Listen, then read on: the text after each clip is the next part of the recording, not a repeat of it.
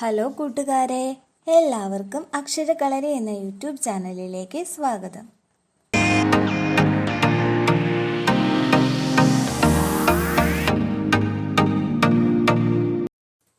പരിസര പഠനം ക്ലാസ് 4.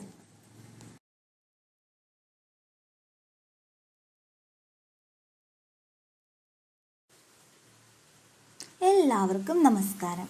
ഇന്ന് നമ്മൾ പഠിക്കാൻ പോകുന്നത് വയലും വനവും എന്ന പാഠഭാഗത്തിൻ്റെ ബാക്കി ഭാഗമാണ്. എല്ലാവർക്കും ആദ്യ ഭാഗം ഇഷ്ടമായി എന്ന് വിചാരിക്കുന്നു. കാണാത്തവർക്കായി ഈ വീഡിയോയുടെ ഡിസ്ക്രിപ്ഷൻ ബോക്സിൽ അതിൻ്റെ ലിങ്ക് ഉൾപ്പെടുത്തിയിട്ടുണ്ട്. വീഡിയോ ഉപകാരപ്രദമായെങ്കിൽ വീഡിയോ ലൈക്ക് ചെയ്യുക, ഷെയർ ചെയ്യുക, സബ്സ്ക്രൈബ് ചെയ്യുക. ഇന്നും നമുക്കൊരു കഥയിലൂടെ പാഠത്തിലേക്ക് കടന്നാലോ? ഉണ്ണിക്കുട്ടൻ ഒരു ദിവസം അവൻ്റെ അമ്മയോടൊപ്പം വീടിനടുത്തുള്ള നെൽവയൽ കാണാൻ പോയി. അവിടെ ധാരാളം ചെടികളും വ്യത്യസ്ത തരത്തിലുള്ള ജീവജാലങ്ങളും അവൻ്റെ ശ്രദ്ധയിൽപ്പെട്ടു. അമ്മേ, ദേ വെള്ളത്തിലൊരു തവള. തവളയ്ക്ക് വെള്ളത്തിലും ജീവിക്കാൻ കഴിയുമോ? ഉണ്ണിക്കുട്ടന് സംശയമായി. അമ്മ ഉണ്ണിക്കുട്ടനോട് പറഞ്ഞു, മോനെ, തവളയ്ക്ക് കരയിൽ മാത്രമല്ല വെള്ളത്തിലും ജീവിക്കാൻ കഴിയും. ഉണ്ണിക്കുട്ടൻ വയലിനോട് ചേർന്നുള്ള കുളവും നിരീക്ഷിച്ചു. അവിടെ ധാരാളം ജലജീവികളും അതിൻ്റെ കരയിൽ തുമ്പി, കൊക്ക് പോലുള്ള കരയിൽ വസിക്കുന്ന ജീവികളെയും കണ്ടു. ഉണ്ണിക്കുട്ടൻ ഇതെല്ലാം അവൻ്റെ ഡയറിയിൽ കുറിച്ചു വെച്ചു. ഉണ്ണിക്കുട്ടൻ കണ്ട കാഴ്ചകൾ നിങ്ങൾക്ക് ഇഷ്ടപ്പെട്ടില്ലേ? ഇതുപോലെ നിങ്ങളും കണ്ടിട്ടുണ്ടാകുമല്ലോ. അവയുടെ പേരുകൾ നിങ്ങളും ഡയറിയിൽ എഴുതണേ. ഇനി നമുക്ക് പുസ്തകം നോക്കാം. എല്ലാവരും ശ്രദ്ധിച്ചിരിക്കണേ. വാസസ്ഥലം. നിങ്ങളുടെ പ്രദേശത്തുള്ള കുളവും വയലും അതിൻ്റെ പരിസരവും മുതിർന്നവരുടെ സഹായത്തോടെ നിരീക്ഷിക്കൂ. അവിടെ എന്തെല്ലാം സസ്യങ്ങളെയും ജന്തുക്കളെയുമാണ് കണ്ടത്? അവയുടെ പേരെഴുതൂ. എന്തായിരിക്കും വാസസ്ഥലം? വസിക്കാനുള്ള സ്ഥലമാണല്ലേ വാസസ്ഥലം. ഒരു ജീവി താമസിക്കുന്ന ചുറ്റുപാടുകളെയാണ് അതിൻ്റെ വാസസ്ഥലം എന്ന് പറയുന്നത്. കിളികൾക്ക് കൂട്, പാമ്പുകൾക്ക് മാളം എന്ന പോലെ നമ്മുടെ വാസസ്ഥലമാണ് നമ്മുടെ വീട്. ഏതെല്ലാമാണ് കരയിൽ മാത്രം വസിക്കുന്നവ? ജലത്തിൽ മാത്രം വസിക്കുന്നവയോ? പട്ടികയിൽ എഴുതി ചേർക്കൂ. ഇവിടെ കരയിൽ വസിക്കുന്നവ, ജലത്തിൽ വസിക്കുന്നവ എന്നിങ്ങനെ 2 പട്ടിക നൽകിയിട്ടുണ്ട്. അതിൽ ആൽ, കീരി എന്നിവ കരയിൽ വസിക്കുന്നവയും ആമ്പൽ, താമര എന്നിവ ജലത്തിൽ വസിക്കുന്നവയുമാണ്. കൂടാതെ മറ്റു ജന്തുജാലങ്ങളുടെ പേര് കൂട്ടുകാർ എഴുതി ചേർക്കൂ. എല്ലാവരും ഈ ചിത്രങ്ങളൊന്ന് നിരീക്ഷിച്ചേ. കരയിൽ വസിക്കുന്ന ഏതാനും ജീവികളുടെ ചിത്രങ്ങളാണ് ഇവിടെ നൽകിയിരിക്കുന്നത്. നമുക്കൊന്ന് പറഞ്ഞു നോക്കാം. ആന, കോഴി, മുയൽ, ജിറാഫ്, സിംഹം, തുമ്പി, പഴുതാര. ഇവയൊക്കെ നിങ്ങൾക്ക് കണ്ടുപരിചയമുള്ളതാണ്. അതേപോലെ മറ്റു ജീവികളുടെ പേരുകളും കണ്ടെത്തി എഴുതുക. ഇവിടെ വെള്ളത്തിൽ വസിക്കുന്ന ജീവികളുടെ ചിത്രങ്ങളാണ് നൽകിയിരിക്കുന്നത്. അവയുടെ പേരുകൾ നമുക്കൊന്നിച്ച് പറയാം. ഞണ്ട്, മത്സ്യം, ആമ, ചെമ്മീൻ, കടൽക്കുതിര. ഇതുകൂടാതെ ധാരാളം ജീവികളും നമുക്ക് ചുറ്റുമുണ്ട്. അത്രയ്ക്ക് വൈവിധ്യമുള്ളതാണ് നമ്മുടെ ചുറ്റുപാട്. ആമ്പൽ, താമര തുടങ്ങിയ സസ്യങ്ങൾ ജലത്തിൽ വസിക്കുന്നവയല്ലേ? ജലത്തിൽ വസിക്കുന്നതിന് എന്തെല്ലാം അനുകൂലനങ്ങൾ അവയ്ക്കുണ്ടെന്ന് ചർച്ച ചെയ്ത് പരിസര പുസ്തകത്തിൽ എഴുതൂ. ഇവിടെ കുറച്ച് ചിത്രങ്ങൾ നൽകിയിട്ടുണ്ട്. അവ എന്തൊക്കെയാണ്? ആമ, തവള, താമര. ഈ ചിത്രങ്ങളാണ് ഇവിടെ കൊടുത്തിരിക്കുന്നത്. വെള്ളത്തിലാണെങ്കിലും ചീഞ്ഞു പോകുന്നില്ല. അത് താമരയുടെ അനുകൂലനമാണ്. ഇതേപോലെ ബാക്കി ജീവജാലങ്ങളുടെ അനുകൂലനങ്ങൾ നിങ്ങൾ പുസ്തകത്തിൽ എഴുതണം. കരയിലും വെള്ളത്തിലും. കരയിലും വെള്ളത്തിലും സഞ്ചരിക്കുവാൻ സഹായകമായ എന്തെല്ലാം അനുകൂലനങ്ങളാണ് ആമയ്ക്കുള്ളത്? ആദ്യത്തെ പോയിന്റ്, വഴുവഴുപ്പുള്ള ശരീരം. അടുത്തത്, തുഴ പോലുള്ള കാലുകൾ. കൂടുതൽ പ്രത്യേകതകൾ കണ്ടെത്തി എഴുതുമല്ലോ. ഇതുപോലുള്ള അനുകൂലനങ്ങളാണ് കരയിലും ജലത്തിലും ജീവിക്കാൻ ആമയെ സഹായിക്കുന്നത്. തവളയ്ക്കുമില്ലേ ഇതുപോലുള്ള അനുകൂലനങ്ങൾ? ഏതാനും ജലസസ്യങ്ങളുടെ ചിത്രങ്ങളാണ് ഇവിടെ നൽകിയിരിക്കുന്നത്. ആദ്യത്തേത് ആഫ്രിക്കൻ പായൽ, രണ്ടാമത്തേത് കുളവാഴ, മൂന്നാമത്തേത് താമര. ഇതുകൂടാതെ ധാരാളം ജലസസ്യങ്ങളും നമുക്ക് ചുറ്റുമുണ്ട്. എല്ലാവരും ഒരു താമരയുടെ ചിത്രം കണ്ടോ? ഇനി നമ്മൾ പഠിക്കാൻ പോകുന്നത് താമരയുടെ അനുകൂലനങ്ങളാണ്. ആദ്യത്തെ അനുകൂലനമാണ് വെള്ളത്തിലാണെങ്കിലും ചീഞ്ഞു പോകുന്നില്ല.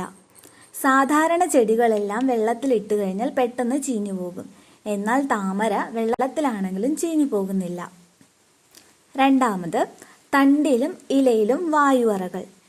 താമരയുടെ തണ്ട് ശ്രദ്ധിച്ചിട്ടുണ്ടെങ്കിൽ അറിയാം, ചേമ്പിൻ്റെ തണ്ട് പോലെ അത് മുറിക്കുമ്പോൾ അതിൻ്റെ ഉള്ളിൽ ധാരാളം സുഷിരങ്ങൾ കാണാം. അതാണ് വായുവറകൾ. അടുത്തത്, ഇലകൾ ജലോപരിതലത്തിൽ പൊങ്ങിക്കിടക്കുന്നു.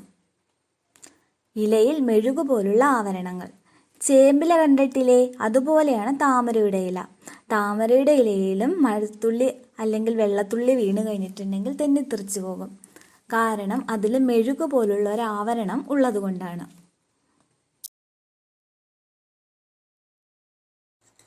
തവളയുടെ അനുകൂലനങ്ങൾ. ആദ്യത്തേത്, ചർമ്മബന്ധിതമായ വിരലുകൾ.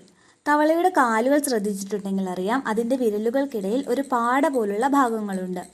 അതിനെയാണ് ചർമ്മബന്ധിതമായ വിരലുകൾ എന്ന് പറയുന്നത്. അടുത്തത്, ത്വക്ക് ഉപയോഗിച്ച് ശ്വസിക്കുന്നു. ത്വക്ക് എന്ന് പറയുന്നത് എന്താ? തോല് അല്ലെങ്കിൽ ചർമ്മം എന്നൊക്കെ വിശേഷിപ്പിക്കാം ത്വക്കിനെ. തവള ജലത്തിൽ ത്വക്കിലൂടെയും കരയിൽ മൂക്കിലൂടെയുമാണ് ശ്വസിക്കുന്നത്. അടുത്തത്, വേഗത്തിൽ തുഴയാൻ സഹായിക്കുന്ന ബലമേറിയ പിൻകാലുകൾ. എല്ലാവരും തവളയെ കണ്ടിട്ടില്ലേ? അതിൻ്റെ പിൻകാലുകൾ നല്ല നീളമുള്ളതും അത് നല്ല ബലമേറിയതുമായിരിക്കും. അതുപയോഗിച്ചാണ് അവ വേഗത്തിൽ സഞ്ചരിക്കുന്നത്. വെള്ളത്തിലെ കുറഞ്ഞ പ്രകാശത്തിലും നല്ല കാഴ്ചശക്തി. പായലുകൾ നിറഞ്ഞ ജലാശയത്തിൻ്റെ അടിത്തട്ടിൽ പ്രകാശം വളരെ കുറവായിരിക്കും. അങ്ങനെയുള്ള സാഹചര്യങ്ങളിൽ പോലും ഈ തവളകൾക്ക് നല്ല കാഴ്ചശക്തി ഉണ്ടാകും. എല്ലാവരും ചിത്രം നിരീക്ഷിച്ചേ. അതൊരു തവളയാണല്ലേ? അതിൻ്റെ വിരലുകളൊന്ന് ശ്രദ്ധിച്ചേ. പാട പോലുള്ള ഒരു ഭാഗം നമുക്ക് കാണാം. നമ്മൾ തവളയുടെ അനുകൂലനങ്ങൾ പഠിച്ചപ്പോൾ പറഞ്ഞു, വിരലുകൾക്കിടയിൽ ചർമ്മബന്ധിതമായ ഒരു ആവരണമുണ്ടെന്ന്. ഇതാണ് തവളയുടെ ചർമ്മബന്ധിതമായ വിരലുകൾ. കൂട്ടുകാരെ, നമ്മൾ കണ്ടിട്ടുള്ള തവളകളെല്ലാം വളരെ ചെറുതാണല്ലേ? എന്നാൽ ആഫ്രിക്കയിലെ ഗോലിയത്ത് തവളകളാണ് ലോകത്തിലെ ഏറ്റവും വലിയ തവള. ലോകത്തിലെ ഏറ്റവും വലിയ തവളയാണ് ഗോലിയത്ത് തവള. ആമയുടെ അനുകൂലനങ്ങൾ. വഴുവഴുപ്പുള്ള ശരീരം, തുഴ പോലുള്ള കാലുകൾ, കട്ടി കൂടിയ പുറന്തോട്, കരയിലും വെള്ളത്തിലും ശ്വസിക്കാൻ കഴിയുന്നു. ശ്വസിക്കാതെ ഏറെ നേരം വെള്ളത്തിനടിയിൽ നിൽക്കാൻ കഴിയും. കട്ടി കൂടിയ പുറന്തോടുള്ളതിനാൽ ആമയ്ക്ക് മറ്റു ജന്തുജാലങ്ങളിൽ നിന്നും സ്വയം രക്ഷ നേടാൻ കഴിയും. ഉഭയജീവികൾ. ജലത്തിലും കരയിലുമായി ജീവിതചക്രം പൂർത്തിയാക്കുന്ന ജീവികളാണ് ഉഭയജീവികൾ. ജലത്തിൽ ത്വക്കിലൂടെയും കരയിൽ മൂക്കുവഴിയും ശ്വസിക്കുന്നു. ഉഭയജീവികൾക്ക് ഉദാഹരണങ്ങളാണ് തവള, സലമാൻഡർ, ന്യൂട്ടുകൾ. കരയിലും ജലത്തിലും സഞ്ചരിക്കുവാൻ സഹായകമായ അനുകൂലനങ്ങൾ ഉള്ള മറ്റു ജീവികൾ ഏതെല്ലാമാണ്? ജീവികൾ, താറാവ്, മുതല. ഇനി നമുക്ക് അവയുടെ അനുകൂലനങ്ങൾ നോക്കാം. ജീവികൾ അനുകൂലനങ്ങൾ. താറാവ് ചർമ്മബന്ധിതമായ വിരലുകൾ, വെള്ളത്തിൽ നിന്നും ചെളിയിൽ നിന്നും ഇര തേടാൻ കഴിയുന്ന കൊക്കുകൾ, എണ്ണമയമുള്ള തൂവലുകൾ. അടുത്തത് മുതല. ജലസഞ്ചാരത്തിന് അനുയോജ്യമായ ആകൃതി, തുഴയാൻ കഴിയുന്ന നീണ്ടവാൽ. നീർക്കോലി. വെള്ളത്തിൽ തുഴഞ്ഞു സഞ്ചരിക്കുന്നതിനു വഴക്കമുള്ള ശരീരം. ഉരസിലെ ശൽക്കങ്ങൾ ഉപയോഗിച്ച് കരയിൽ സഞ്ചരിക്കുന്നു. പരുന്ത്.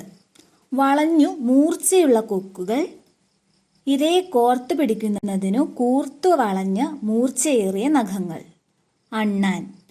മൂർച്ചയേറിയ നഖങ്ങൾ മരങ്ങളിൽ പിടിച്ചു കയറാൻ സഹായിക്കുന്നു. ശത്രുജീവികൾക്ക് പെട്ടെന്ന് തിരിച്ചറിയാൻ കഴിയാത്ത നിറം. കൊക്ക്. നീളമേറിയ കാലുകൾ, നീളം കൂടിയ കഴുത്ത്, നീണ്ട കൂർത്ത കൊക്കുകൾ. കൂട്ടുകാരെ, ഇന്ന് നമ്മൾ പഠിച്ചത് എന്തൊക്കെയാ? വാസസ്ഥലം, ജീവികൾ, അവയുടെ അനുകൂലനങ്ങൾ, ഉഭയജീവി എന്നീ കാര്യങ്ങളാണ് ഇന്നത്തെ ക്ലാസ്സിൽ നമ്മൾ പഠിച്ചത്. എല്ലാവർക്കും മനസ്സിലായല്ലോ? അപ്പോൾ നമുക്ക് അടുത്ത ക്ലാസ്സിൽ കാണാം. Thank you.